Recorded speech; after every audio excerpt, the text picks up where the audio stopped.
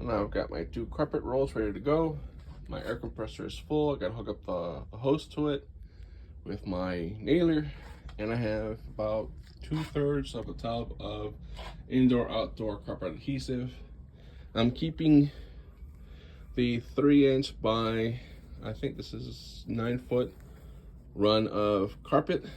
You never know. I never know when I might need some sort of webbing material, and this is great for that, to scrap pieces of carpet if I'm working on a piece of furniture that might need something felty on the bottom. I can cut to size for like legs and just glue it in place. This works just great for that.